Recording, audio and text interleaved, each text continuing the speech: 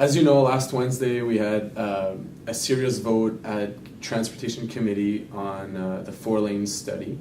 The staff proposal was to reduce or consider the reduction to 4 lanes, but only after a bridge is built and functional. And to me, that is the big question: is what is the endpoint with regards to King Edward and the truck route? And to our office and many residents as well, it is the fact that a bridge is needed, and that would directly impact the entire experience on King Edward. So going back to the campaign, when we did door knocking, the 2 aspects we heard around the King Edward corridor was, when is the construction going to be completed, but also we need a bridge. And with regards to the bridge, we are a key member.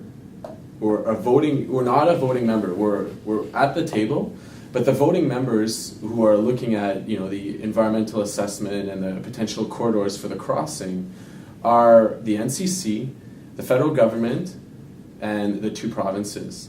So the City of Ottawa and the City of Gatineau are at the table, but we're not voting members. So I encourage you to approach our provincial and federal representatives, put more emphasis on the need for the bridge, and when that comes, then we could do a lot with King Edward, and that's really how I feel. With regards to the situation, we met with King Edward Task Force on many occasions, as recently as the day before the vote with the mayor's office, and discuss what are potentials or what could we do on King Edward, and everything to us is on the table. We can look at greening the artery, finding some mitigation measures to slow down the traffic. We could look at a better pedestrian experience, better connectivity between the western portion and the eastern portion. What you might have seen, and if you followed the committee, is that 5 votes, including myself, were in favor of 4 lanes once a bridge is being built, while we have 4 other members on that committee that said, look, do not even consider a road diet on King Edward, and we basically saying, there was a lot of emphasis put there.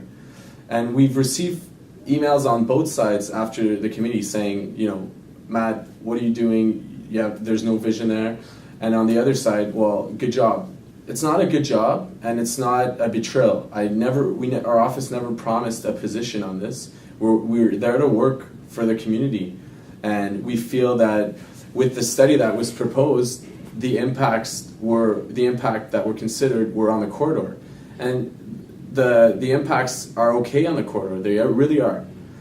That cars, that it takes a minute or so more to travel on the corridor, that's not a factor to us. What's a factor to us is the impact in the area. In the area, I mean Vanier Parkway, St. Patrick, Rideau Street, Dalhousie, Sussex, Laurier, Nicholas, Waller, etc. So the downtown network was impacted during the construction. We saw it, and we also heard from our residents during the door-to-door.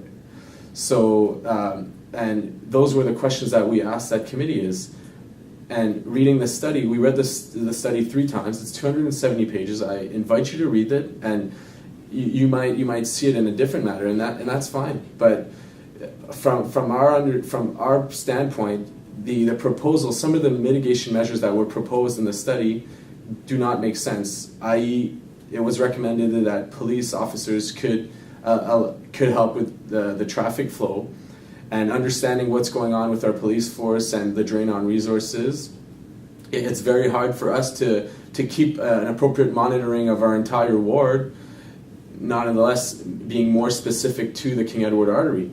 The other component with the police situation is that we're recognized for a good traffic system in the city. Other cities across North America come and look at our system and want to look that way. And I'm not saying on the corridor, I'm talking about the street system, the pedestrian experience, the green light, red light, and how the flow works. And when we asked the managers on that file and asked them, is it okay to use police? It's not something that they recommend. We have to use that system, and it's through Loretta, in order to continue with a network in the downtown. Two things that you have to keep in mind also is that if let's say we improve the experience on the King Edward corridor, the study also acknowledges that it might impact the bus route on Rideau, and impacting that, that means there's traffic elsewhere onto the network, which, and as you know, I don't own a car. I travel by bus, I travel by bike. So if we don't improve, if the network is congested, we don't get efficient and fast public transit, and it's not friendly to walk or bike into the traffic zone. Obviously, the King Edward situation has impacted our entire area for more than 40 years. It's unfortunate, it really is. To us, the end point is a bridge being built.